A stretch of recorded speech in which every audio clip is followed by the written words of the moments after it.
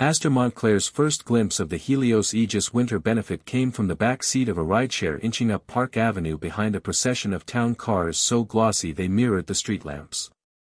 She had rehearsed every line of small talk she might need, yield curves, Monte Carlo variants, the Knicks' latest losing streak, yet none of it felt adequate for an evening where the cheapest ticket cost more than her quarterly rent.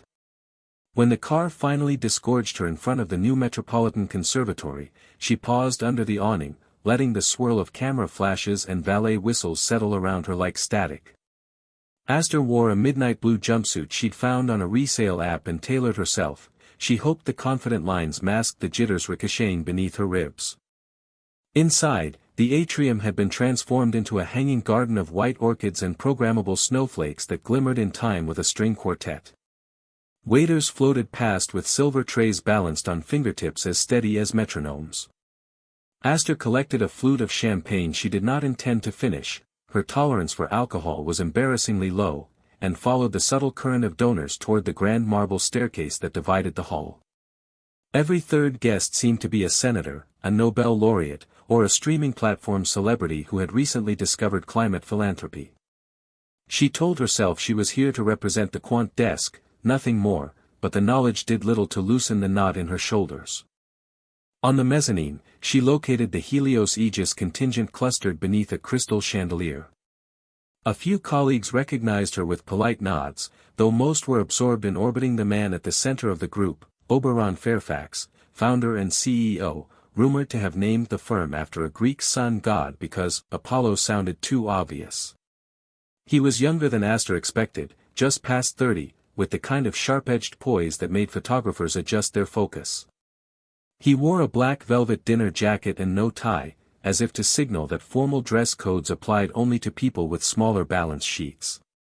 When he laughed, he did so with his whole face, head tipping back so the chandelier's light scattered across the planes of his jaw. Astor meant to stay on the periphery, but her direct supervisor, a boisterous Swede named Torbjorn, spotted her and beckoned. "Our newest stochastic wizard," he announced, guiding her into the inner ring. "Oberon, meet Astor Montclair, the analyst who found the flaw in the Delphi arbitrage model." Fairfax's attention snapped to her as though Torbjorn had toggled a spotlight. "The flaw that saved us 9 figures, he asked, extending a hand. His voice held an undercurrent of amusement, as if vast sums were an inside joke only he found funny. Astor shook his hand, noting the surprising warmth of his palm. "Just a variance miscalibration," she said. The model was already brilliant. He studied her for a beat longer than decorum required. "Brilliance that miscalibrates isn't brilliance," he replied. "It's luck masquerading as talent. Thank you for unmasking it." Conversation flowed to other topics, but Fairfax returned to her twice more, first to ask why she'd chosen a geometric rather than arithmetic Brownian bridge in her white paper, then to request the name of the composer whose concerto played faintly beneath the din. She answered, correctly, that it was Florence Price. Each time he drifted away, Astor exhaled as if surfacing from deep water. An hour later, after speeches about gene therapy breakthroughs and an auction that saw a single bottle of whiskey fetch $200,000, Fairfax announced a brief intermission. Guests scattered toward bars and restrooms. Astor slipped aside to check a price alert pinging her phone. The Helios Risk server flagged an unexpected correlation spike in one of their Asia-Pacific indices. The anomaly wasn't urgent, but she felt an itch to confirm the numbers before champagne blurred her logic. A guard directed her to a quieter hallway near the service elevators. The corridor ended at a pair of brass-trimmed doors marked Roof Garden, authorized personnel only. Astor hesitated only a moment before swiping her employee badge. The lock clicked open, more suggestion than denial. She stepped onto a terrace strung with Edison bulbs whose filaments glowed amber against the night. Snow flurried in lazy spirals, dusting the potted evergreens that lined the parapet. To her surprise, Fairfax was already there, hands braced on the stone railing, gaze fixed on the cityscape. The skyline stretched like an ECG, peaks and troughs of steel and light. He turned at the sound of the door and offered a sheepish grin. "Caught playing hooky," he said. I needed a 10-minute recess from Philanthrotheater. Aster lifted her phone. I was checking a variance alert. Quant hooky. He laughed, the sound more genuine than anything she'd heard downstairs. Care to share the data breach with a fellow truant? She joined him at the railing, pulling up the chart. They talked through the anomaly, false positive, most likely, then drifted to adjacent topics, the ethics of high-frequency trading, the impossibility of predicting black swan events, the way Manhattan's light pollution erased the constellations. Snow gathered on Fairfax's lashes, melting before it could decide whether to stay. Minutes stretched.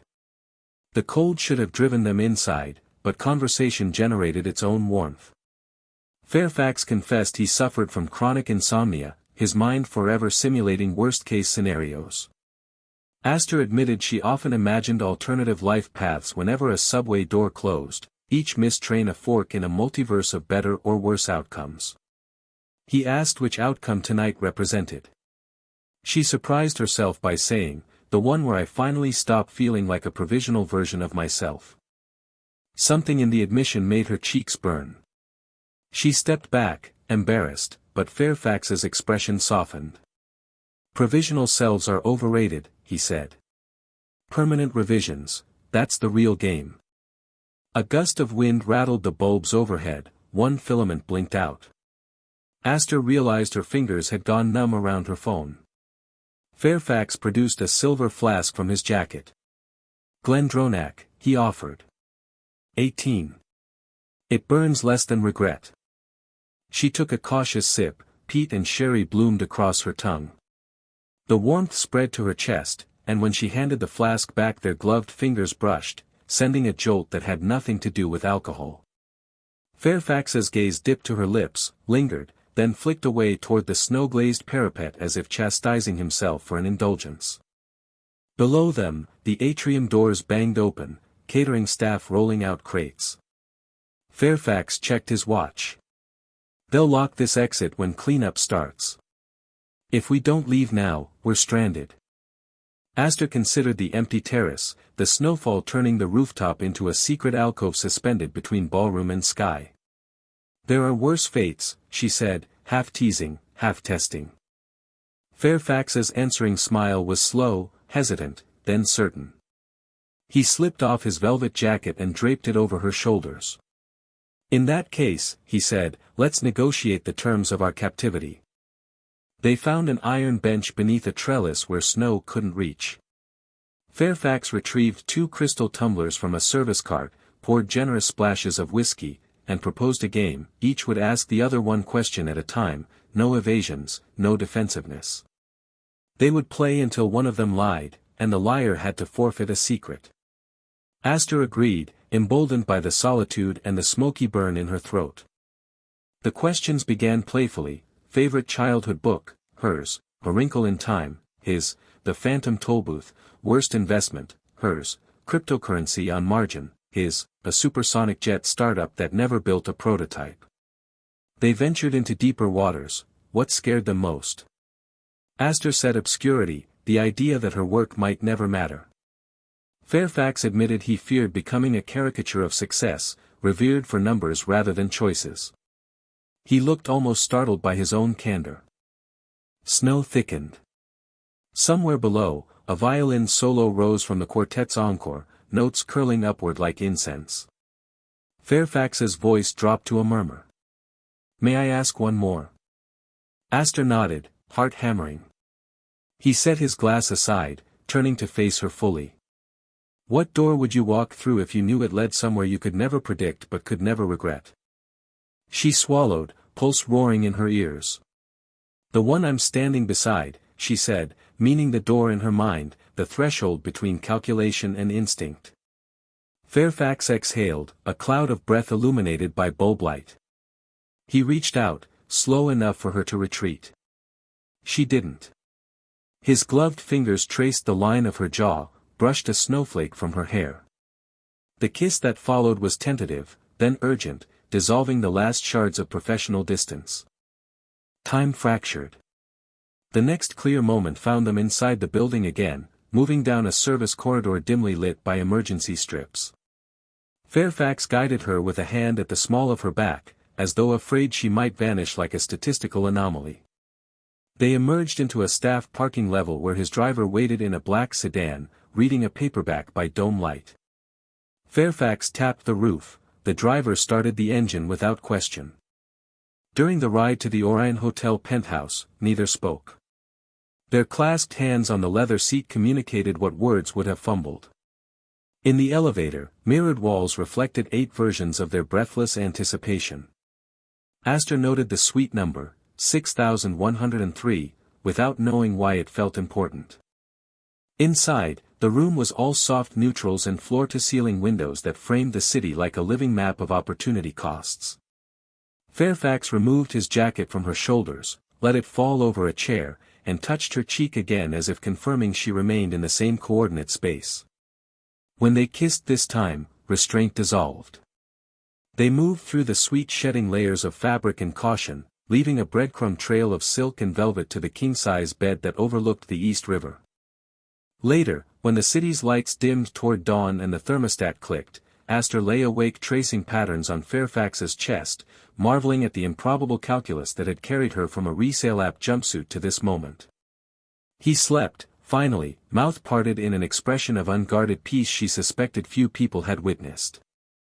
She pressed a silent kiss to his temple, slipped from the bed, and gathered her scattered clothes. At the writing desk she found hotel stationery and wrote a single sentence, "Thank you for seeing me, not my resume."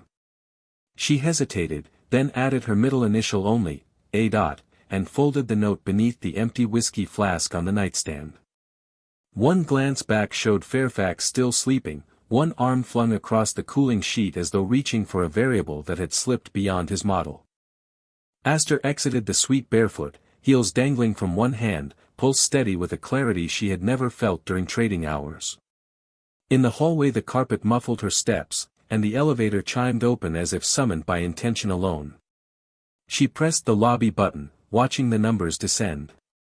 Somewhere below, life would resume its usual metrics, but for the span of one winter night she had walked through a door she could never have predicted and already knew she would never regret. Morning seeped into the Orion penthouse as a gauzy rectangle of winter light, slow and indifferent to the disarray it revealed.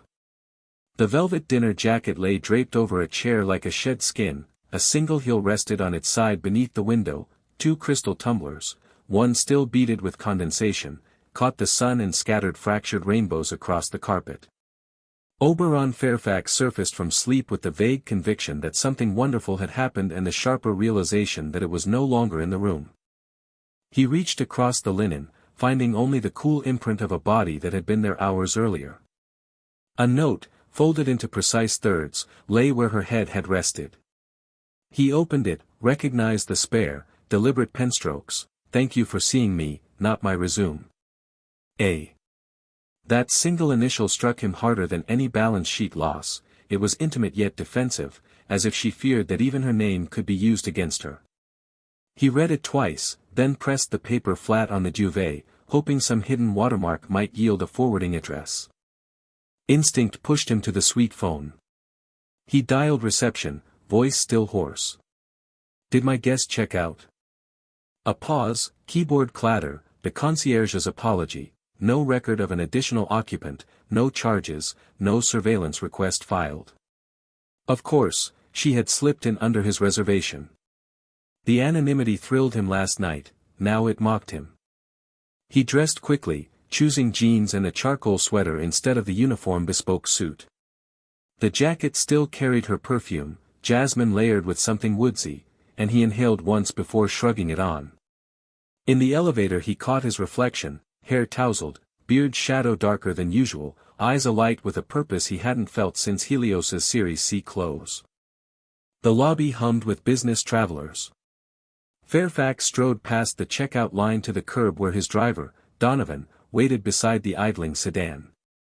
Donovan's eyebrow twitched at the CEO's casual attire but he opened the door without comment. "Take me to Helios HQ, Fairfax said, then added, "The long way, past Midtown East." He scanned every sidewalk, cafe and crosswalk, half expecting to spot a midnight blue jumpsuit under a winter coat. Manhattan offered only its usual blur of strangers. At the office, the biometric scanner admitted him to the executive floor scented with cedar and espresso. His assistant, Harper Lynn, looked up from 3 tablets arranged like playing cards. Board call in 40, Q4 risk memo needs sign-off, and Torbjorn flagged a spike in Asian indices. Find Aster Montclair, Fairfax interrupted, surprising them both with the urgency in his voice. Quant desk, junior analyst. Pull badge activity, building cameras, everything since last night. Harper's stylus froze midair. Of course. Is she in some kind of trouble? I'm not sure yet. He exhaled, softening his tone. Discretion, please. While Harper set the search in motion, Fairfax slipped into his glass-walled office. Midtown skyline stared back, impassive. He opened the Helios personnel database, locating Astor's file, Columbia Math, 2 years at a boutique hedge fund, started at Helios 4 months ago, no disciplinary notes. Her security badge had last pinged the 38th floor exit at 4:12 a.m., hours before standard arrivals. The system flagged the timestamp as anomalous, no one had noticed. Fairfax clicked her emergency contact, Adrienne Montclair, mother, Ithaca, New York, then hovered over the phone icon. What would he say? Your daughter left my hotel room before dawn and I'd like to speak with her about stochastic calculus and other unquantifiable matters. He closed the window instead. Harper's update arrived 10 minutes later. Building cameras showed Astor entering the lobby at 6:03 a.m., duffel bag slung over one shoulder, handing her badge to the guard with a polite smile. She walked out into gray daylight and never looked back. No credit card transactions, no MetroCard swipes, no rideshare requests under her usual account since. Fairfax's pulse spiked with a cocktail of worry and fascination. People didn't simply vanish, data always left a scent trail. He called Donovan. Have Ethan meet me in the subgarage. Ethan Cole was Helios's chief of cyberops, ex-NSA with a habit of quoting Marcus Aurelius during firewall drills. In the garage, Ethan waited beside an unmarked SUV, laptop already open. We ghost trackin', boss. An analyst named Aster Montclair. She may be in danger or avoiding it, I need to know which. Ethan's fingers danced across keys as the SUV pulled into traffic. Let's start with the obvious, phone IMEI. If she ditched the SIM but kept the hardware, cell towers will still whisper. He ran a script, frowned. Phones powered down since 5:49 a.m. battery removal or Faraday pouch. Fairfax tapped the leather seat, thinking. Check license plate cameras around Port Authority and Penn. If she's fleeing the city, she'll need transport. Ethan set algorithms loose on traffic cam feeds. They rode in silence until a hit appeared, Astor's face, partially obscured by a knit hat, buying a ticket at the Moynihan train hall kiosk at 6:47 a.m. destination, Ithaca. She's going home, Fairfax murmured. Or staging it to look that way. Donovan changed lanes toward the FDR without being asked. Fairfax drafted an email to the board postponing the risk memo review, citing a time-sensitive compliance matter. It wasn't a lie, the compliance he sought was personal, an audit of heart versus duty.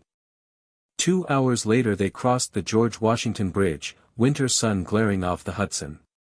Fairfax opened Astor's personnel file again, scanning for details that might explain her flight. Under Projects he found her most recent assignment, a backtest of the Delphi arbitrage model she'd corrected. Attached was a memo she had authored at 2:13 a.m., subject line, unethical data source.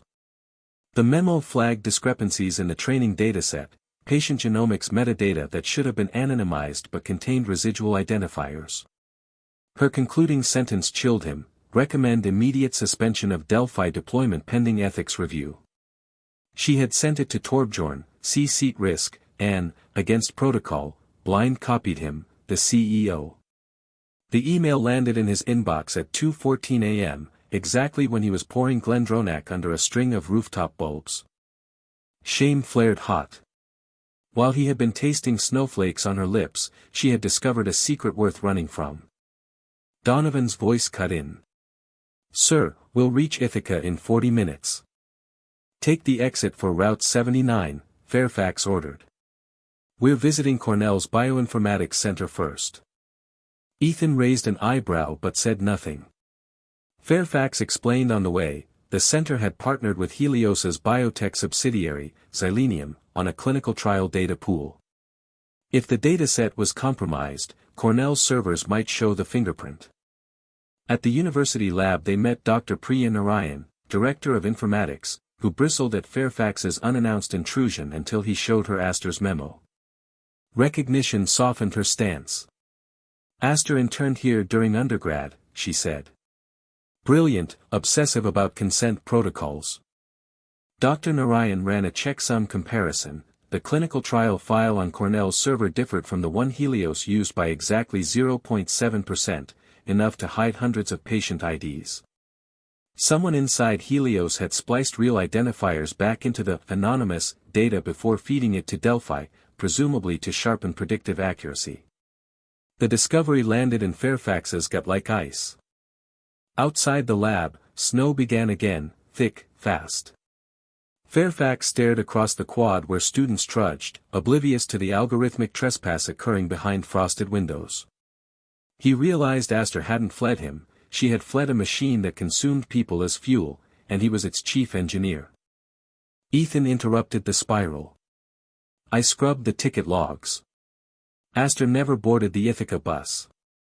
She cancelled the ride at gate check-in, then exited through the freight corridor." "Where did the corridor lead?" "Loading dock for a shuttle to Tompkins County Airport." Fairfax's heart kicked. "Private planes?" "Small runway, mostly charters." "I'm checking manifests." Ethan typed, cursed softly. "There's a departure at 8:15 to Kalispell, Montana. Passenger list filed under Nova Hartley." Fairfax knew the alias instantly, Nova, the astronomical event when a star briefly outshines an entire galaxy. Hartley, her mother's maiden name from the emergency contact form. He almost smiled through the worry. Astor played stochastic hide-and-seek with flair. Ethan continued, "Flight plan hopscotched, Ithaca to Chicago, fuel stop, then Montana. Paper trail ends there." Fairfax glanced at the swirling snow. "Book us to Kalispell. Tonight. Risk team will mutiny," Ethan warned. "Let them," Fairfax said. "If Helios runs on stolen identities, the risk is already existential." On the drive back to the city, Fairfax drafted a confidential directive: immediate suspension of Delphi's deployment, internal audit of all training datasets, full transparency to the ethics board. He appended Astor's memo as Exhibit A, signed the order, and scheduled it to release at midnight, 1 hour after his flight left JFK. If the board wanted to override him, they'd have to chase him across the Rockies.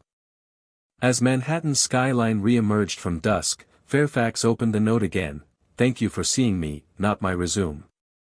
The gratitude read differently now, tinged with a plea: "See the truth, not just the numbers." He folded the paper and slid it into his wallet behind a platinum credit card, a private talisman against the seductive blindness of metrics. Somewhere over the Great Lakes, the chartered jet would slice through darkness toward a mountain valley where he hoped to find a woman courageous enough to question the data and kind enough to kiss him in the snow. He doubted she would welcome him with open arms. She might greet him with righteous fury. Either way, he intended to stand in whatever doorway she chose, wrong room or right, until the probabilities aligned in their favor or collapsed trying.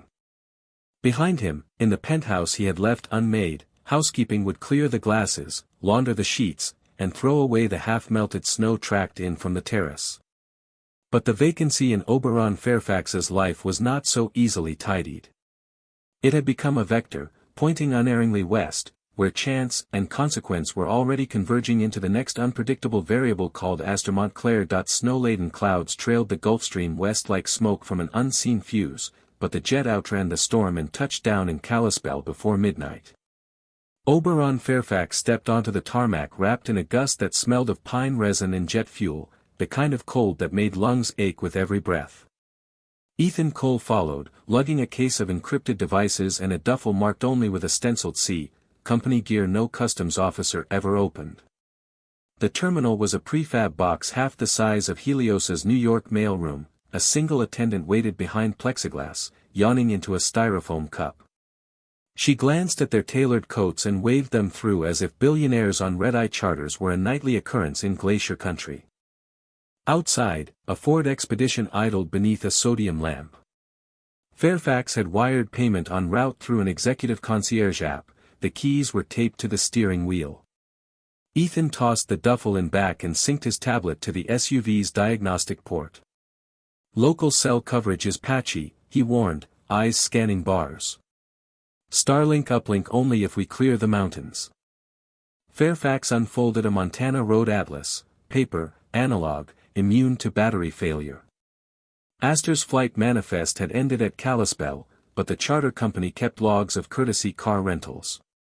One vehicle, a dusty Subaru Outback, had been signed out to Nova Hartley and returned 2 hours later with 48 extra miles on the odometer. Fairfax traced a radius on the map, intersecting Forest Service roads that threaded through Flathead National Forest. She never intended to stay in town, he muttered. Drop point and vanish.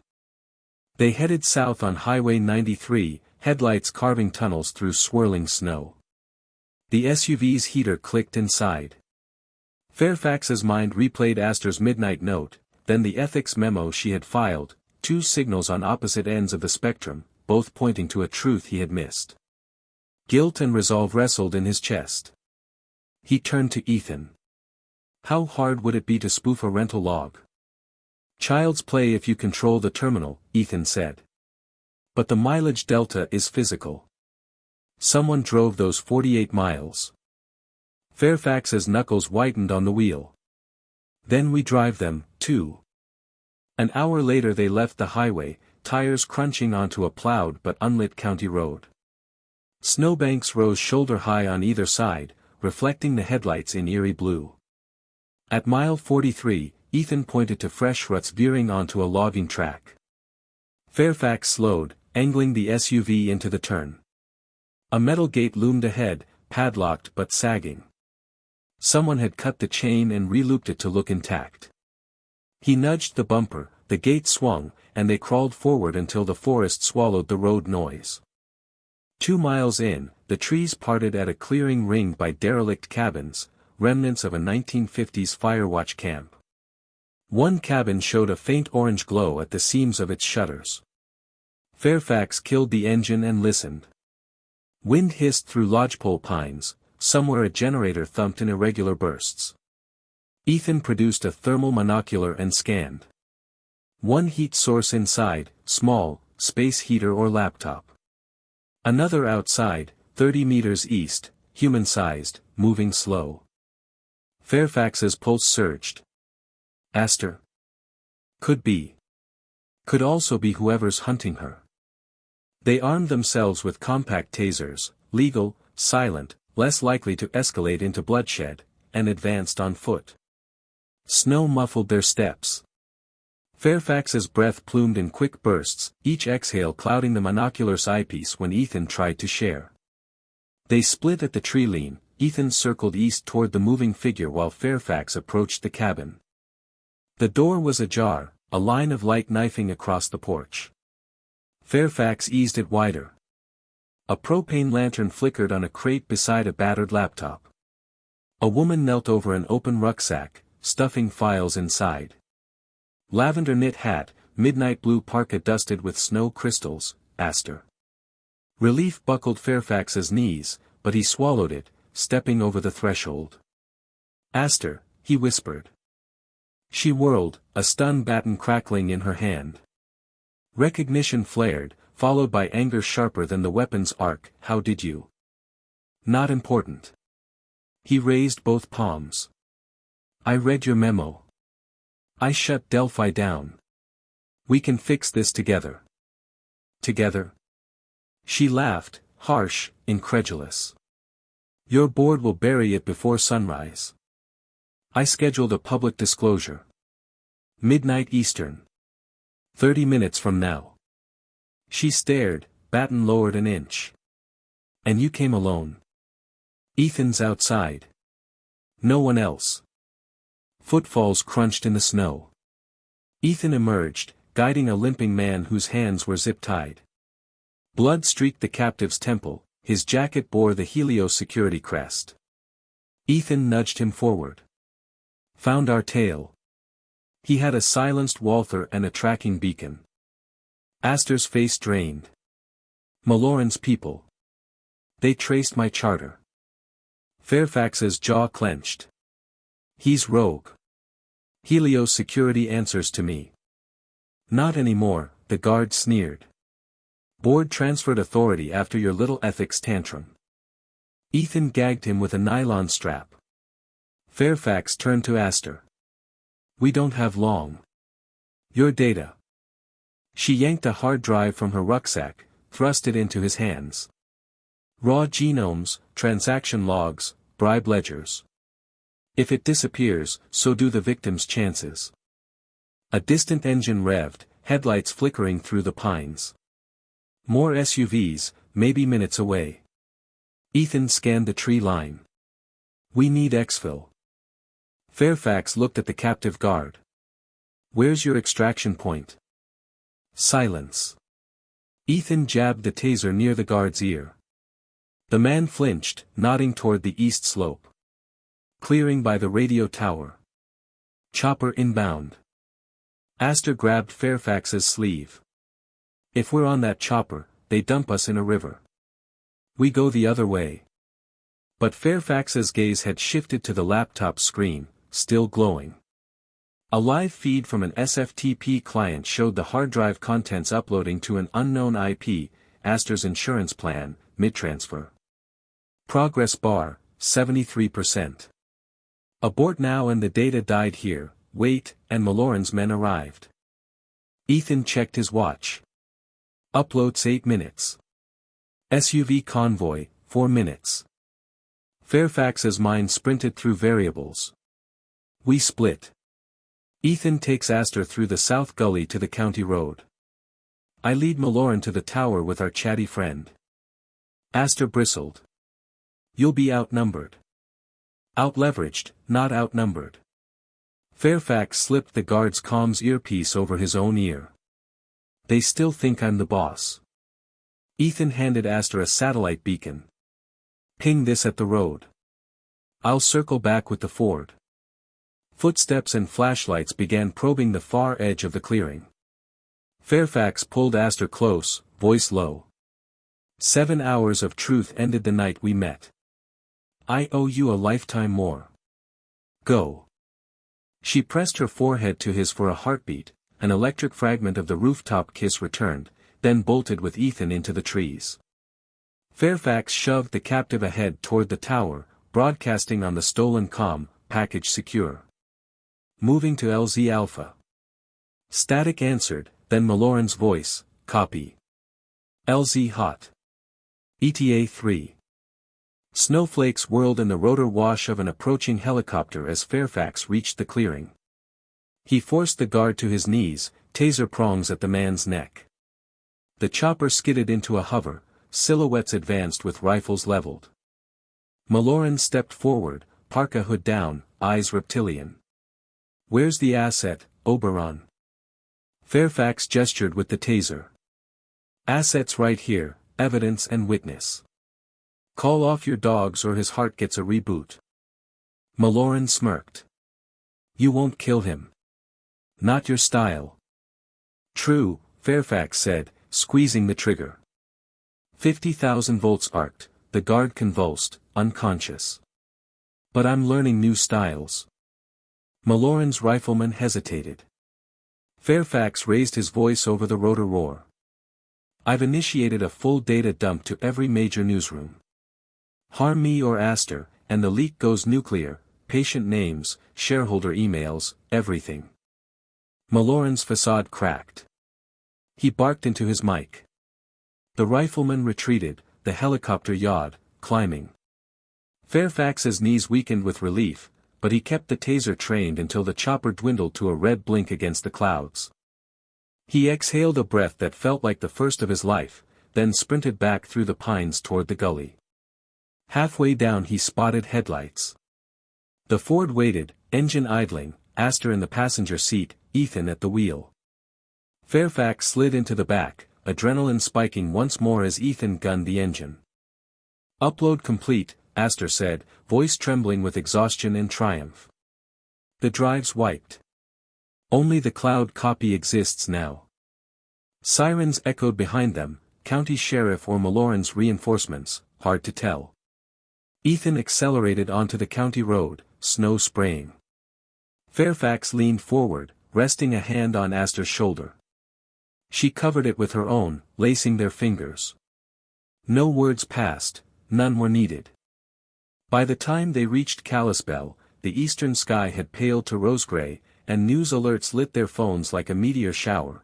Whistleblower data exposes biotech giants' genomic theft.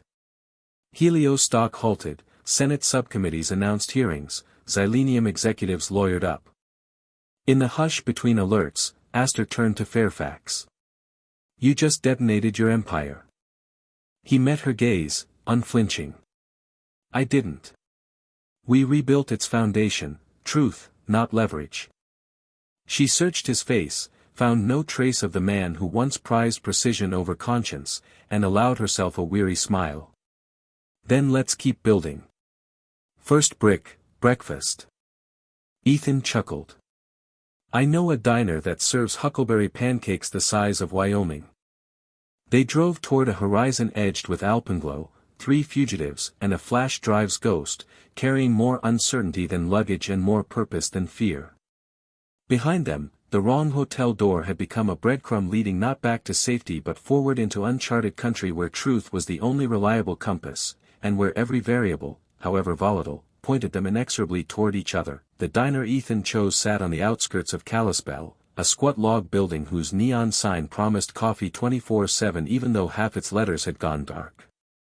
Inside, the scent of frying bacon clung to the knotty pine walls, and a single waitress in a maroon apron moved between booths like a practiced metronome.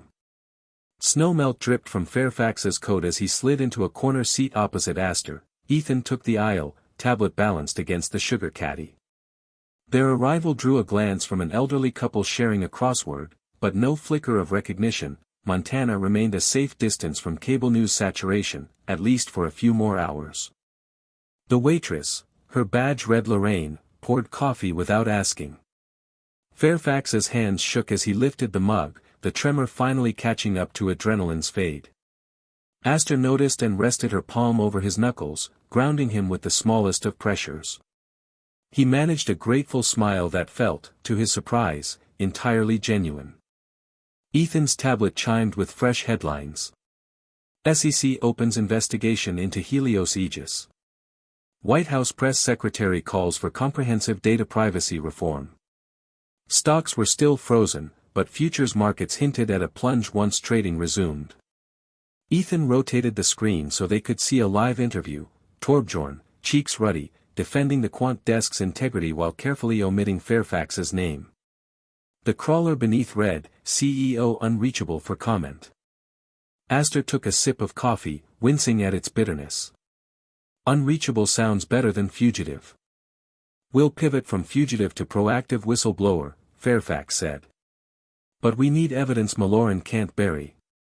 Your upload hit major outlets, yet litigation will stall everything unless we authenticate the chain of custody. Ethan pushed a plate of huckleberry pancakes toward them, steam curling off purple-studded batter.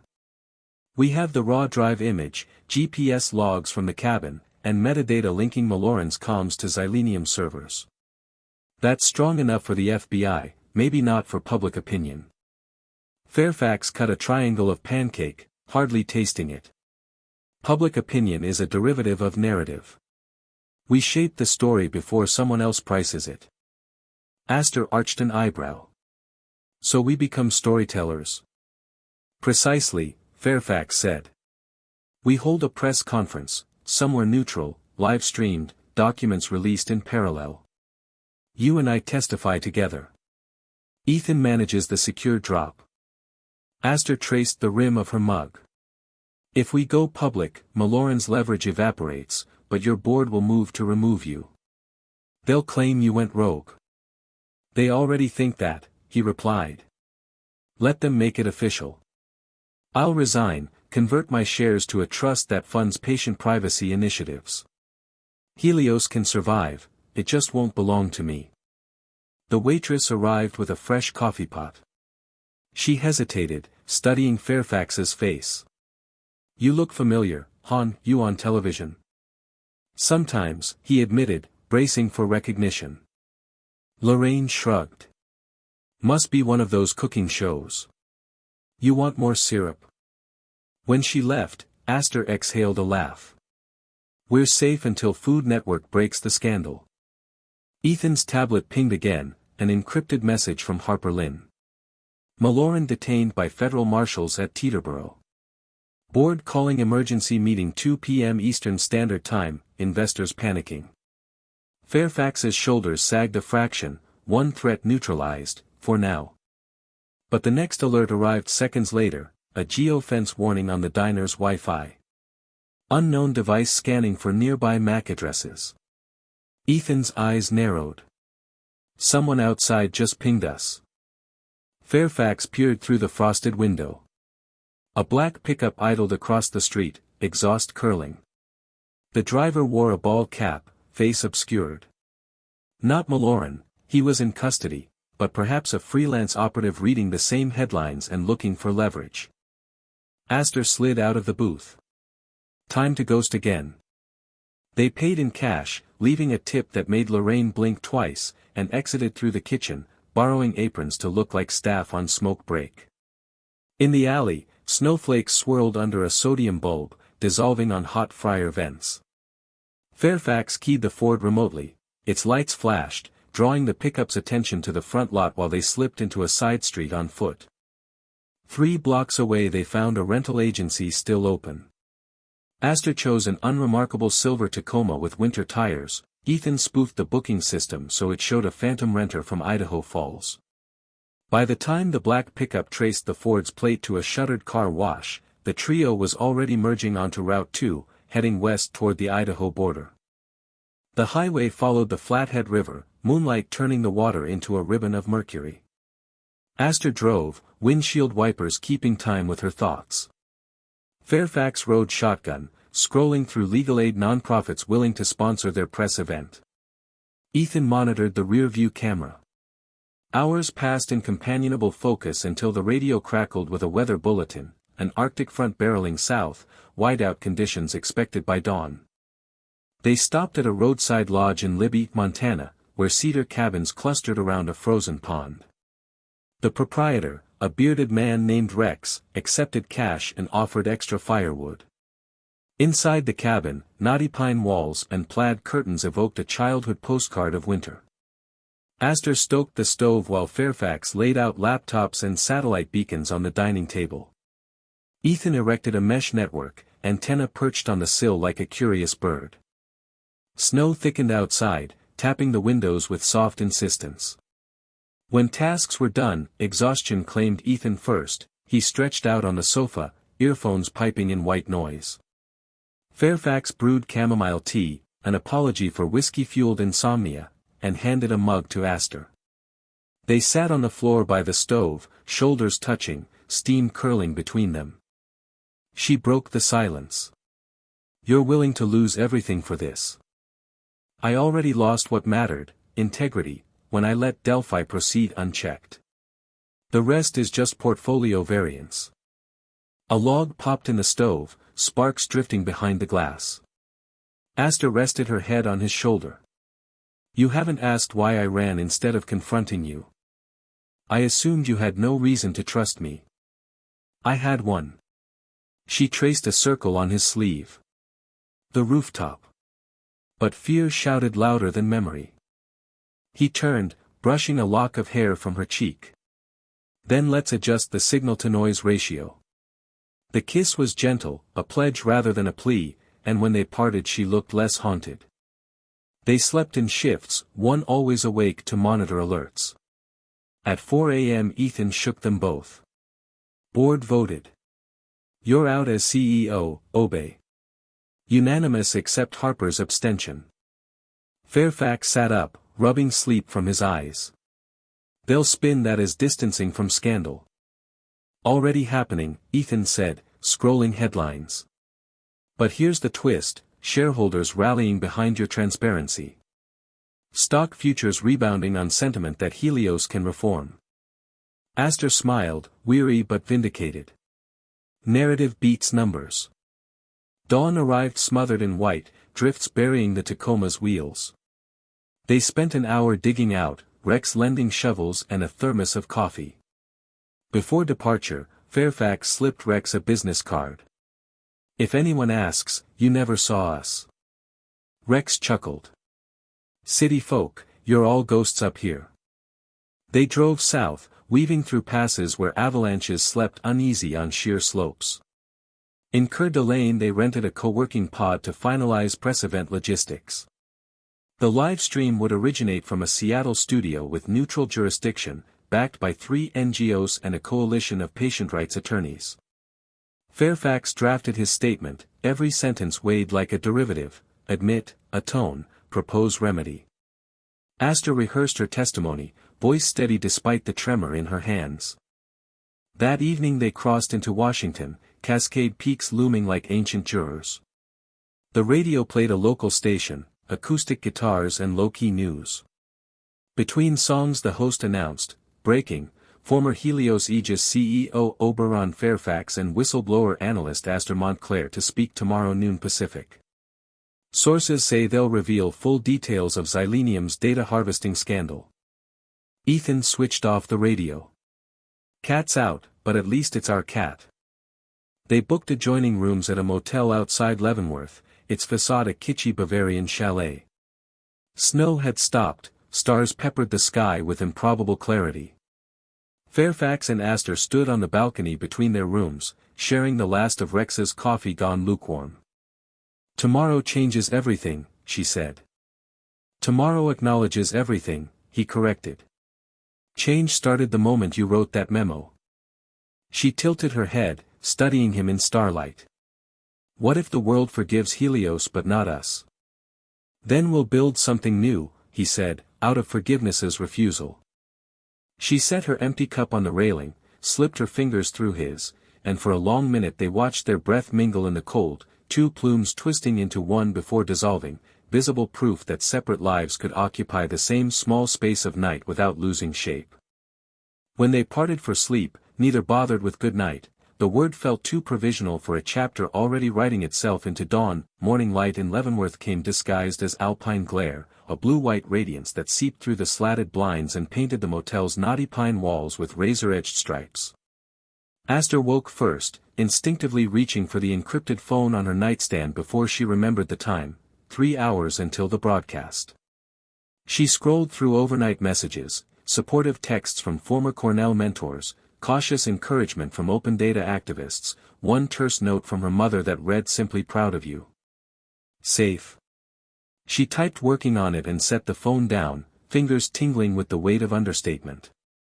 Next door, Oberon Fairfax was already dressed in charcoal slacks and an open-collar white shirt, hair still damp from the shower. He had been awake since 5, revising talking points with the obsessive precision of someone who once built Fortune 12 valuations out of 0.5% deltas. Ethan sat at the small table, laptop wired to a portable router, rerouting the press event uplink through 6 relay servers. Astor tapped the adjoining door frame. Fairfax looked up, relief flickering across his features at the sight of her. He crossed the room in 3 strides and kissed her forehead, a gesture so instinctive it surprised them both with its normalcy. The drive to Seattle traced the Wenatchee River, swollen with meltwater that glittered like hammered silver. Snowbanks shrank into patches of granular ice, and evergreen silhouettes gave way to mist-shrouded foothills. Astor rode up front, rehearsing her testimony under her breath, while Ethan monitored scanners in the back seat. Fairfax kept one hand on the wheel, the other resting on the console where their fingers brushed whenever he shifted lanes. No black SUVs tailed them, Malloran's network had imploded overnight, its operatives scrambling for immunity deals. Yet Fairfax could not shake the sense of being watched by something larger and more diffuse: markets, shareholders, the unblinking eye of public opinion. They reached the Fremont district just before 10. The studio was a repurposed warehouse with soundproof walls and fiber lines thick as a wrist. Inside, volunteers from 3 nonprofits buzzed around folding tables stacked with press kits, USBs containing redacted data sets, timelines of Xylenium's abuses, and the resignation letter Fairfax had signed at dawn, effective immediately after the broadcast. Astor exchanged quick hugs with Dr. Priya Narayan, flown in on a red-eye, and with Harper Lynn, who had defied the board's gag order to stand beside them. Harper wore the weary look of someone who had testified to regulators through the night and would do so again before lunch. Sound engineers fitted Astor and Fairfax with lav mics. They stood on a small riser before a blue backdrop stenciled with the logos of the Patient Genome Trust and Digital Rights Watch. 2 rows of cameras faced them, mainstream networks, tech outlets, half a dozen independent journalists live streaming to platforms where conspiracy theorists and whistleblower devotees jostled in the same comment threads.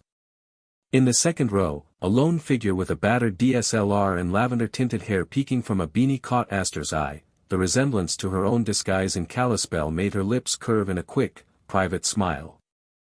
At noon Pacific, the red lights winked on. Fairfax opened with an apology delivered in the measured cadence of a man used to quarterly earnings calls yet determined not to hide behind their sterile syntax.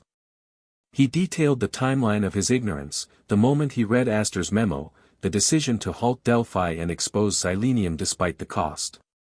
His voice broke only once, when describing the clinic patients kept in chemical stasis so their fresh biopsies could feed algorithmic refinements. Cameras zoomed on the tremor in his hand. He let it show.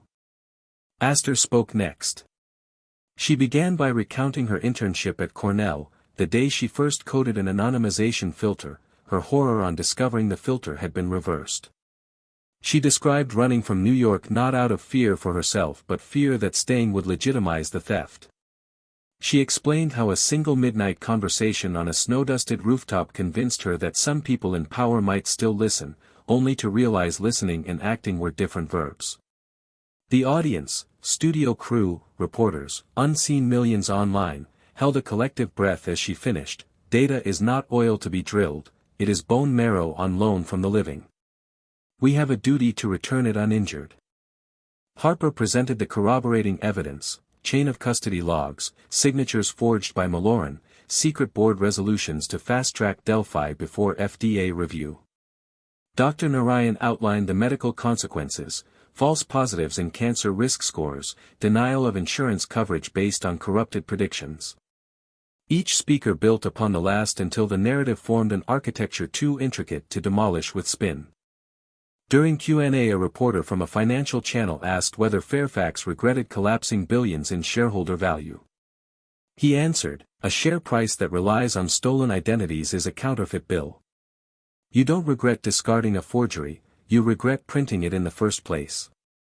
The quote ricocheted across social media before the session ended. When the lights dimmed, applause erupted, tentative at first, then sustained. Fairfax exhaled a breath he seemed to have been holding since Manhattan. Astor squeezed his hand, pulse thrumming in her wrist.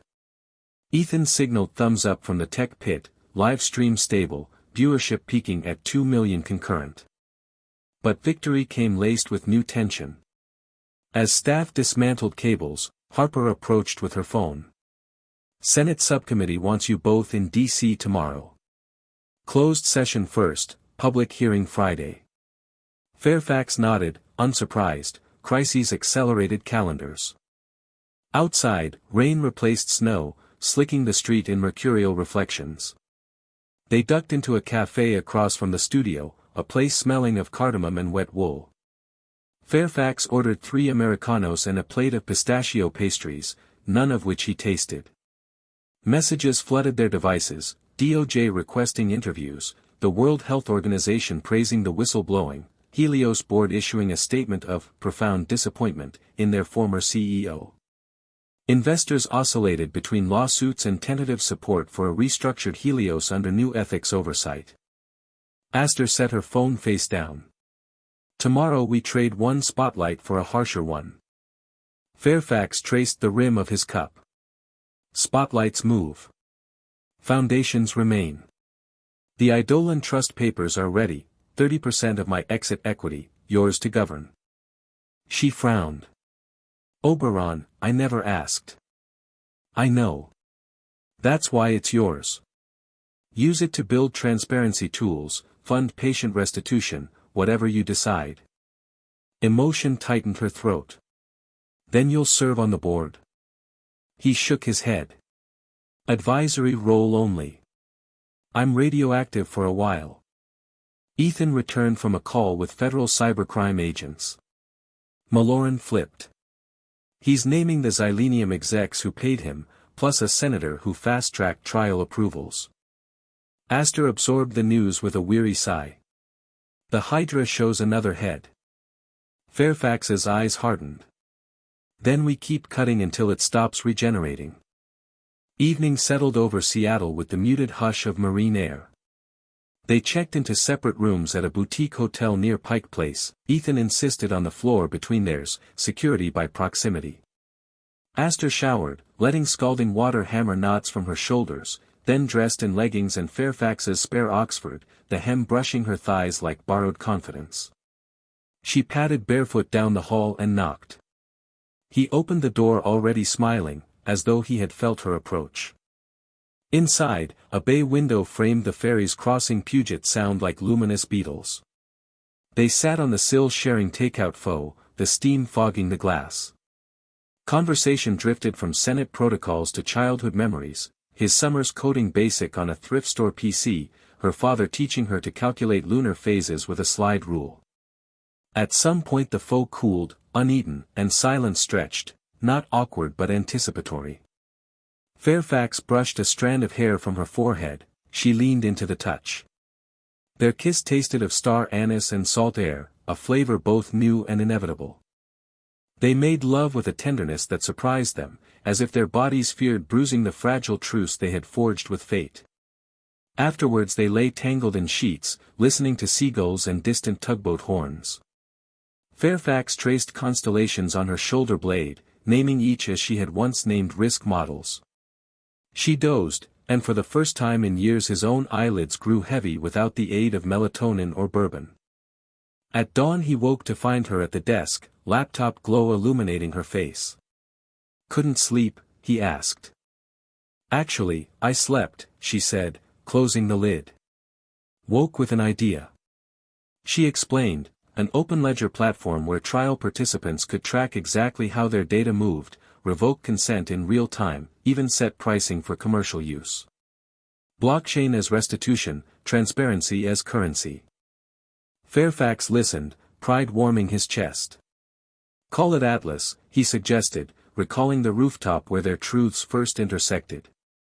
Atlas, she echoed, tasting the word. Then we'd better start mapping. Ethan knocked, reminding them of the flight to D.C. They packed quickly, Aster in a charcoal blazer borrowed from Harper, Fairfax in the same white shirt now pressed by the hotel valet. Before leaving, he slipped the rooftop note, "Thank you for seeing me, not my resume," into her blazer pocket. She felt the folded paper, recognized its texture, and met his eyes with a smile that carried 1,000 future probabilities. In the lobby journalists lurked, flashes ready, but the pair walked through them like weather, unavoidable yet not determinant. Outside, a black sedan waited, not Malloran's threat this time but a federal escort. The driver held the door, addressing them as Ms. Montclair and Mr. Fairfax, formalities restored. As the car merged onto I-5, rain began again, tapping the roof in arrhythmic code.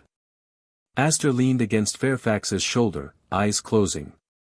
He rested his cheek atop her hair, watching mile markers blur.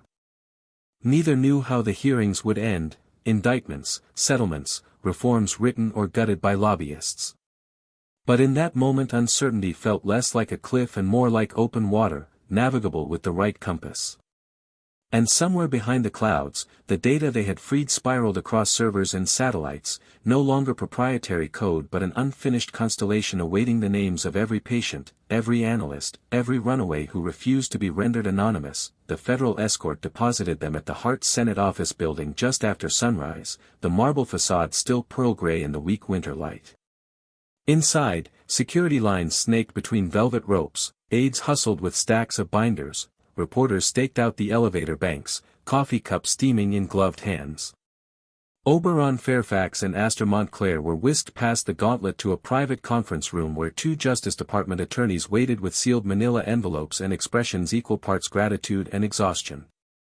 The closed-door session began promptly at 8. 12 senators, 6 from the Committee on Commerce, Science, and Transportation, 6 from Health, Education, Labor, and Pensions, took seats around a horseshoe table. The chair, Senator Emil Vargas of Oregon, opened with a reminder that classified medical data would be discussed and all electronic devices were prohibited. Fairfax surrendered his phone. Astor kept only a fountain pen, its blue ink a comforting analog tether. For 4 hours they answered questions that tunneled ever deeper. When had Fairfax first learned of the data theft? Which Silenium executives authorized the de-anonymization filter? How many patients had already been denied insurance coverage based on Delphi's corrupted scores? Fairfax provided timestamps, forwarded emails, and the resignation letter he had filed. Astor supplied code snippets proving the reverse hash function, explaining in lay terms how a single genome marker could trace back to a family tree with chilling accuracy. Mid-morning, Senator Claire Duval of Louisiana, known for her cordial drawl and steel-trap memory, leaned forward. Ms. Montclair, you ran because you feared retribution. Why come back now? Astor met her gaze. Because running only protected me. Staying silent would have condemned thousands whose names I didn't even know. Speaking was the only way to make the risk proportionate. Vargas nodded, tapping his gavel softly. That will read well in the public transcript, Ms. Montclair. And it should. The afternoon hearing, streamed live on CSPN and half a dozen news sites, unfolded in a wood-paneled chamber where history seemed to linger in the dust motes. Rows of cameras lined the rear wall, spectators filled the gallery, medical ethics students, biotech lobbyists, a cluster of Helios employees holding handwritten signs that read data is not equal to commodity.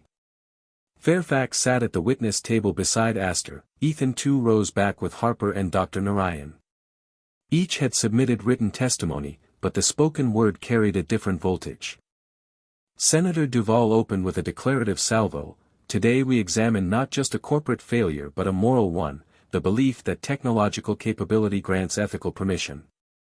She introduced Fairfax and Astor, then ceded the floor to Senator Richard Cobb, a septuagenarian whose campaign donations from pharmaceutical PACs were a matter of public record.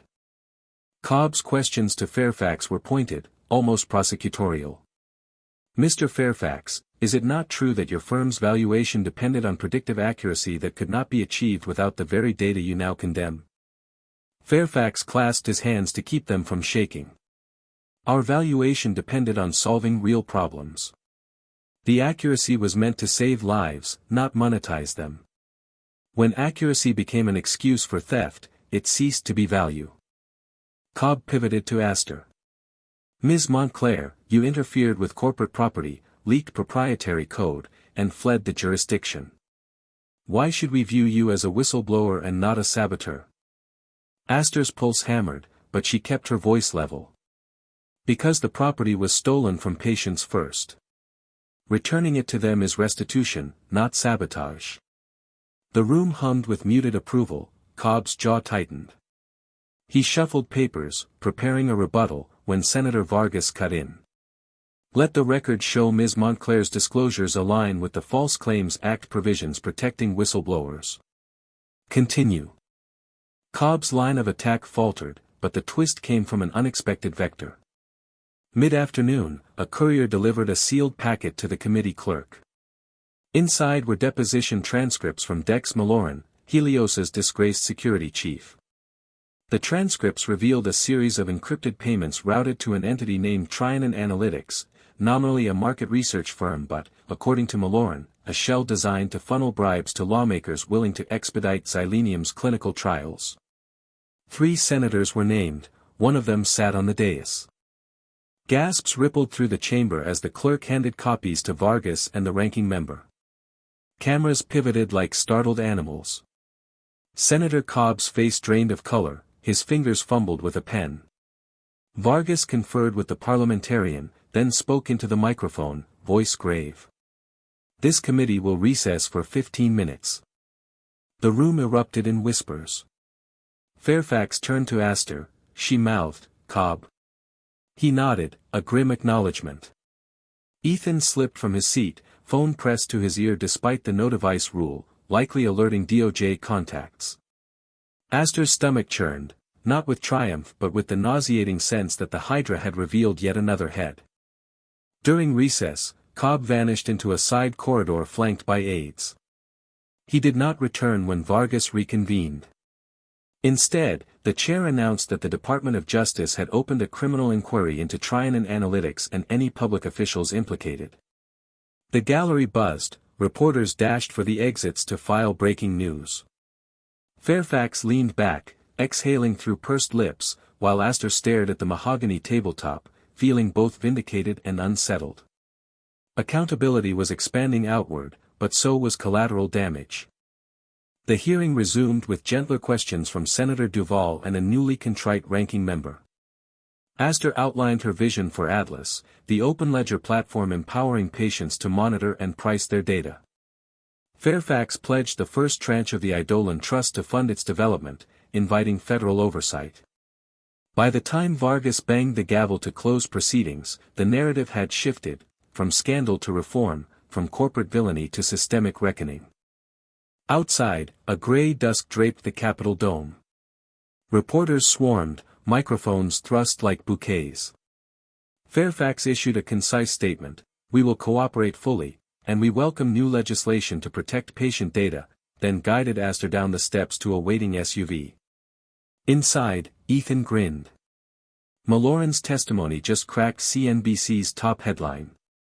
Helios shares halted again, this time trending up on reform bets. Harper texted that the board, sensing public sentiment, had appointed an interim CEO with a mandate for transparency. She hinted that Fairfax could return as a strategic advisor once the dust settled. He forwarded the message to Astor without comment, her hand squeezed his knee in quiet acknowledgement. They spent the evening at a Georgetown townhouse loaned by the Patient Genome Trust, a safe house with antique rugs and a view of the Potomac. Dr. Narayan joined them for takeout Thai. Harper arrived later with a bottle of champagne, which they opened not to celebrate victory but to mark survival.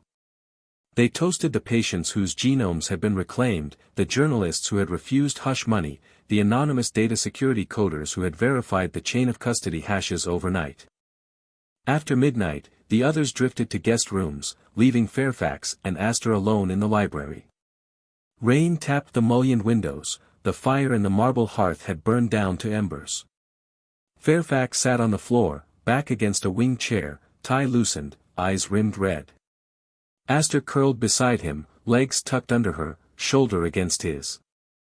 He broke the silence first. "I thought the worst outcome today would be personal ruin. Then I watched a senator's career implode in real time and realized the blast radius is bigger than any of us." She traced a finger along the grain of the parquet floor. "Systems collapse so we can see how to rebuild them. Doesn't make the shrapnel hurt less." He turned, studying her profile in firelight. "You didn't flinch on that stand.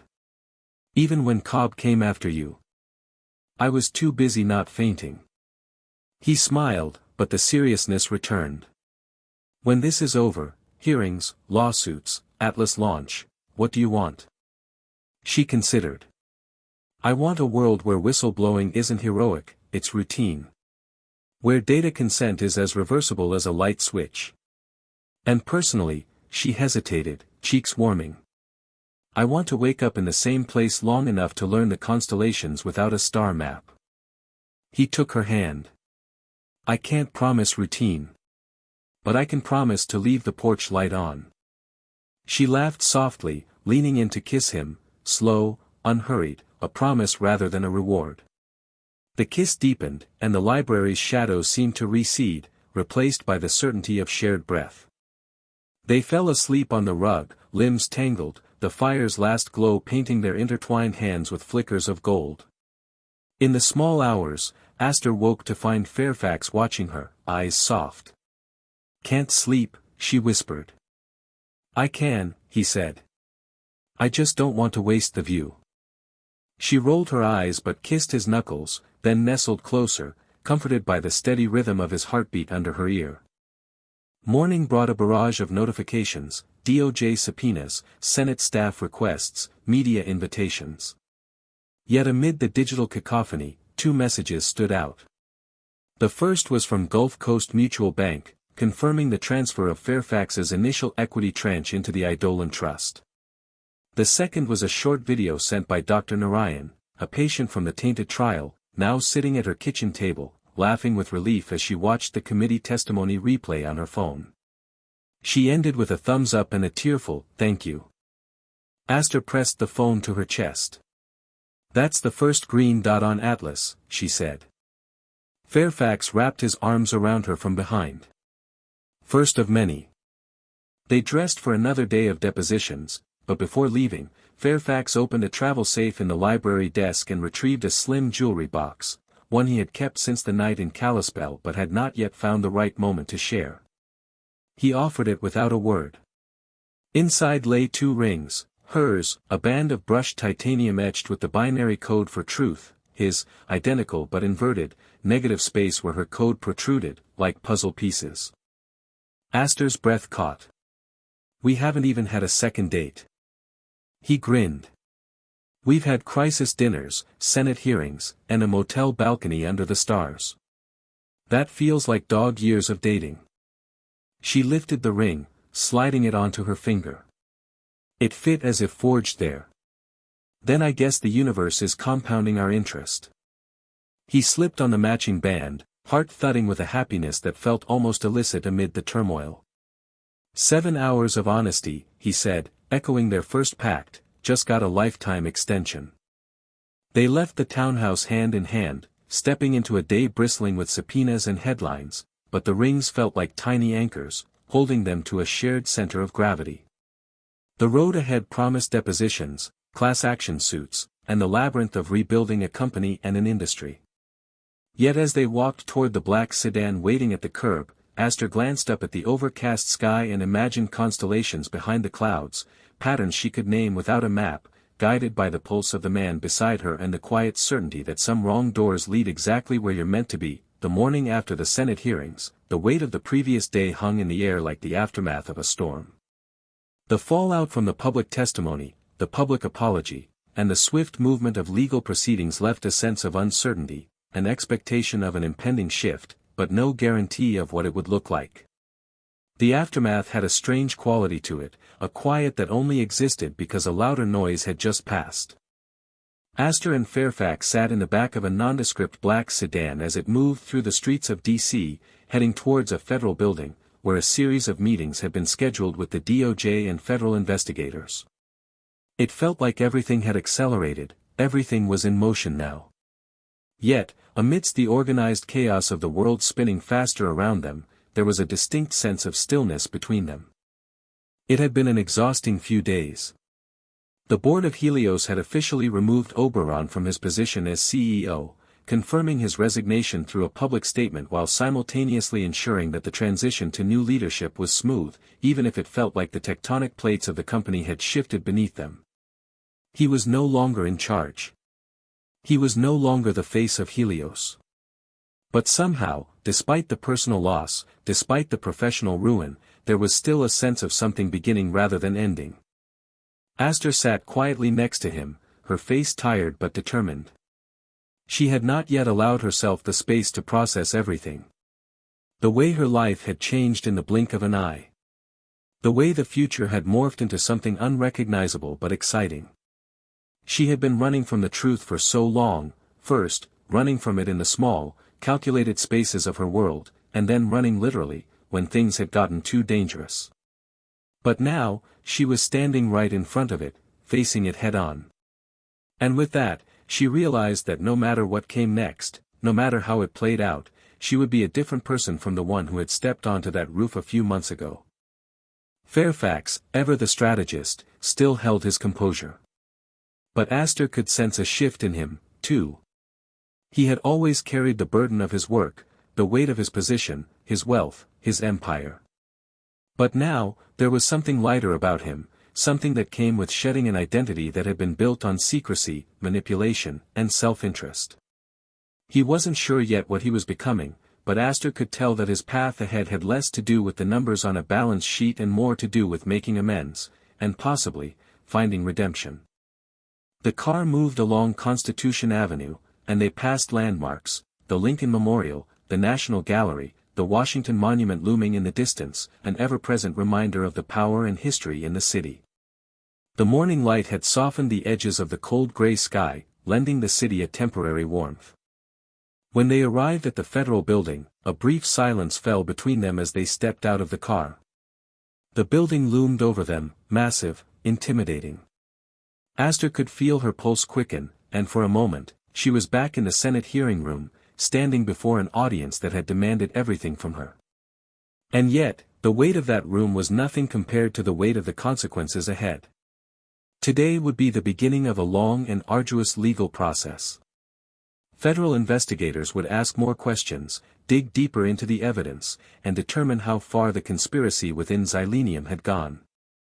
But the real battle, the one that would determine the future, would be the one fought in the court of public opinion. "Ready?" Fairfax asked, turning to Astor. His voice was steady, but his eyes showed traces of the fatigue that had accumulated over the past few days. "I don't think I'll ever be ready for any of this," she said, the words escaping before she could stop them. "But it's too late to go back now." "Too late," he echoed quietly. Then, with a soft smile that didn't quite reach his eyes, he added, "Let's go make sure it's worth it." Together, they walked into the building, escorted by security. The meeting room was stark, its walls lined with maps, monitors, and the kind of official government decor meant to remind anyone entering of the gravity of the moment. Sitting at the long, polished table were a team of federal investigators, their faces serious, their eyes sharp and assessing. Astor could tell immediately that this wasn't a meeting that would lead to easy answers. "Mr. Fairfax." Ms. Montclair, one of the lead investigators, a woman in her mid-40s with short auburn hair, greeted them. She shook their hands before settling into her chair. "We've reviewed the materials you provided. The testimony. The evidence you've helped bring forward. But there's more work to do. We need to talk about what happens next." "Next?" Astor repeated, her voice a little rougher than she'd intended. She hadn't realized until that moment how much this had started to feel like an endless loop. "What exactly are we looking at here?" "I mean, we've laid out the crimes. The patience, the data theft, the manipulation." "Let's be clear, Ms. Montclair," the investigator interrupted, her voice firm but not unkind. "What's been uncovered so far is serious. Very serious. But there's a lot of work still to be done. Xylenium's infrastructure was vast. The conspiracy extended further than anyone expected. We're talking about government agencies, private contracts, and multiple entities operating behind closed doors. The problem is, there's still no direct proof linking all the dots." Fairfax's jaw tightened. "And what do you want from us?" The investigator paused before answering. "What we need from you both is for you to be the final piece of the puzzle. We need you to help us connect the dots. To testify in front of the grand jury. To give us the whole story." Astor glanced at Fairfax, who looked just as surprised as she felt. "Testify again?" Astor asked, her voice edged with disbelief. "We already testified in front of the Senate. What else could they possibly need? The grand jury testimony will be different. It will be specific, detailed. We need you to testify about what you witnessed, about the decisions you made, about how Xylenium worked, how it hid behind legitimate research to cover its illegal activities. It will be long, grueling. But it will be the foundation for the charges that come next. Aster's heart was pounding in her chest. She had already exposed so much, had already thrown everything she thought she knew into disarray. But now, this felt like the final piece of the puzzle, the moment that everything would be finalized, sealed in a way that was impossible to reverse. Fairfax leaned forward. "You're asking us to be the ones who close this chapter for good?" "Yes," the investigator said, nodding. "Without you, we don't have enough. Your testimonies are key." The room felt suddenly smaller, as though the air had thickened around them. Aster felt the weight of every decision she'd ever made, each step toward exposing the truth, each choice that had brought her here, had led her to this precise moment. She hadn't been sure before, but now she knew. This was her responsibility. Not just for herself or for Fairfax, but for everyone whose lives had been touched by Xylenium's corporate greed, for the patients whose names had been used like pawns on a chessboard. They were counting on her. They were counting on both of them. "I'll do it," she said quietly, her voice steady despite the undercurrent of fear gnawing at her. "I'll testify." Fairfax didn't hesitate, his voice low but determined. "I'm in, too. Whatever it takes." The investigator nodded, making a note on her pad. "Good. We'll start preparing you for the grand jury in the next few days. You'll have full protection, witness relocation if necessary. This won't be easy, but we're confident you'll help bring this operation to its end." As they left the federal building an hour later, the weight of their decision pressed down on them. But with each step, a strange sense of peace settled in, the kind that only came when you knew you were doing the right thing, even if it was the hardest thing you'd ever done. They climbed back into the SUV, silence stretching between them for a moment. The day's events had left them both drained, but there was something else in the air now, something more palpable. This was the beginning of the end.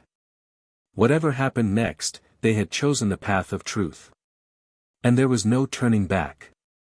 Aster looked at Fairfax, her expression softening. "Do you think it'll be worth it?" He met her gaze, eyes steady. "I don't think there's any way to tell until it's over. But I believe it will be." The SUV merged onto the highway, and as they headed toward the unknown, Aster could feel the distance between them and the past growing. This was the moment when the last of their ghosts would be left behind. And whatever the future held, they would face it together. The night after their testimony, the city of Washington, D.C. seemed suspended in a quiet kind of tension. The usual buzz of traffic and chatter had been replaced with an almost anticipatory silence, as though the entire capital was waiting for the next shoe to drop. The atmosphere inside their hotel suite, however, was markedly different. It was still, yet the silence here felt like a shared understanding, between Aster and Oberon, between the two of them and the world outside. The weight of the decisions they had made that morning was heavy, but in a strange way, it was also liberating. The uncertainty of the future, the looming threat of what they might face next, felt like it had been peeled back, leaving a raw clarity. Aster sat by the window, watching the faint lights of the city twinkle like distant stars through the rain-smeared glass. She hadn't expected the hearing to feel like this, the quiet after the storm. The public had heard their testimony, had seen the evidence, and now the response was a ripple that was still growing. The DOJ was already filing charges. Helios was in the crosshairs. And the world had shifted on its axis.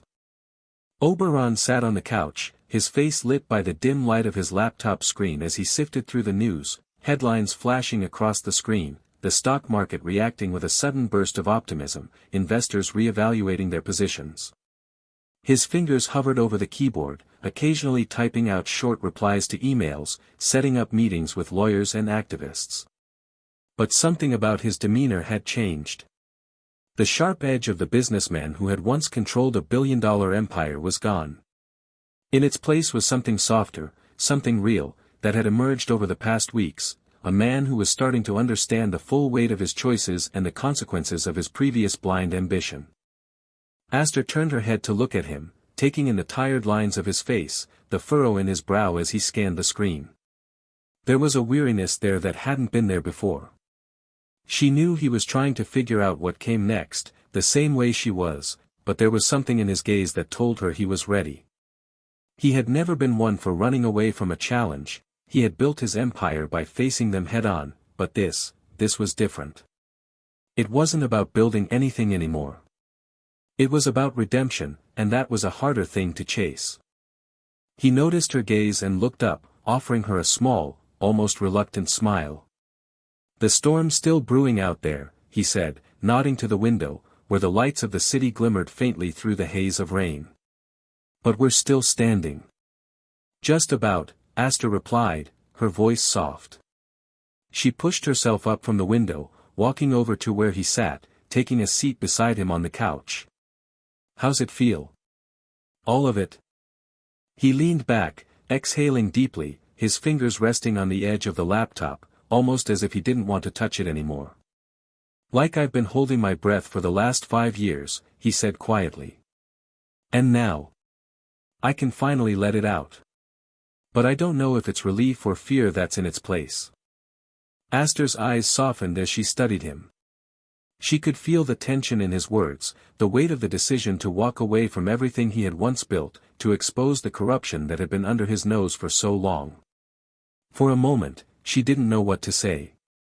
What could she say? They were both in uncharted waters. But then, she realized that perhaps, in this silence, they didn't need words. Instead, she reached for his hand, feeling the rough warmth of his palm against her own, a steady pulse of reassurance. It was strange, how little words mattered now, how the simple act of being there together was enough to say everything that needed to be said. "We did the right thing," she said, her voice low but certain. Oberon nodded, his thumb gently tracing circles on her hand. "I don't know if I believe in redemption. But I believe in truth. And right now, that's the only thing I can hold on to." They sat in silence for a while longer, the rain pattering against the windows like an old friend, familiar and constant.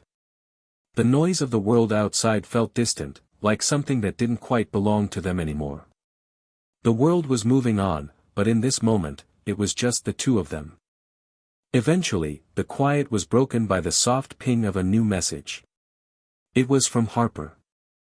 "The DOJ's going to need you two in New York for the grand jury next week. We've already secured witness protection for Asta, just in case." Asta raised an eyebrow at the message.